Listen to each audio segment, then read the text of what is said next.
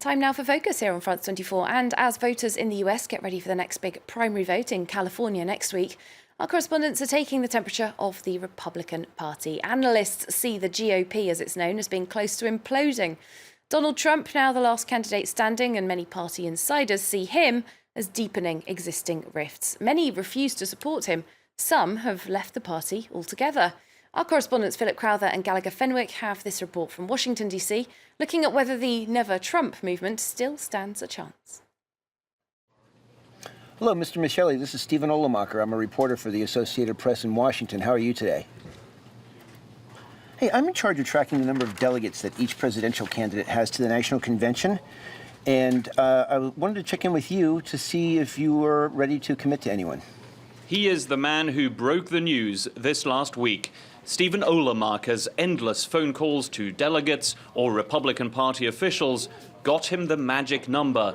1,238 of them were on board, making Donald Trump the presumptive Republican nominee. It seems like you're reluctant to back Donald Trump, considering he's going to be the nominee. Can I ask you why not? Opponents of the new de facto leader of the party now need to make a decision. On the Republican side, it's just been the establishment has been slow to come around to Trump, but the grassroots obviously does support him. He's getting a lot more votes than anybody else.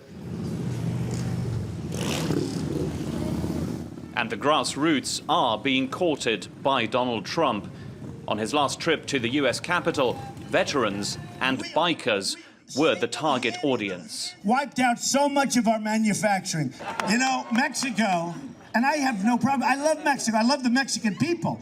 So many of them, I do business with them. They work for me. I have thousands. They're phenomenal people. Their leaders are too smart for Obama and too smart for our leaders. Our leaders are selling us down the tubes. We have Bikers for Trump with a group of about 20,000 right now. Probably we're going to have a lot more after today. We were instrumental in bringing Mr. Trump down here. He's here to bring the enthusiasm to America, to bring us back, to make us whole again. Across town, the view is a very different one. Unity? What unity? Asks the managing editor of the Washington Examiner, an influential conservative weekly. Philip Klein decided to quit the Republican Party the night Trump effectively wrapped up the nomination. I don't think he's meets the basic threshold of being fit to be president, and also he's sort of exploited and inflamed a lot of racism and anti-Semitism, and that's not something that I'm interested in a party. Philip Klein's own publication doubts a Never Trump movement can stop the billionaire now. Elected Republicans are still trying to put the brakes on the Trump bandwagon, but they won't do so publicly. You've seen the Trump show. You're fired. You know the act. Bing, bing, bong, bong, bing, bing, bing. You know what that is, right? But the real Trump record, he's for Trump, not us. Make America awesome. That attack ad was made by an anti-Trump campaign led by Republicans, including Liz Mayer. Her stance has led to death threats by phone and by email.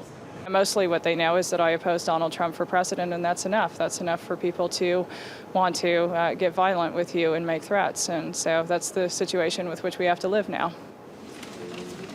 Meanwhile, in its offices around the country, the Hillary Clinton campaign is upping its research on Trump and on how best to beat him. Everyone that we talk to that is a Democrat, and even some Republicans, are scared, horrified, blown away by some of the just off-the-wall rhetoric that you hear from Donald Trump. If they say I'm a Trump supporter or something, then we won't ask them, how are you going to vote? Yes. And then so you would disposition that here. For Democrats, a Republican Party in disarray is a godsend. They are hoping the door to the White House will remain firmly shut for what is now Donald Trump's party.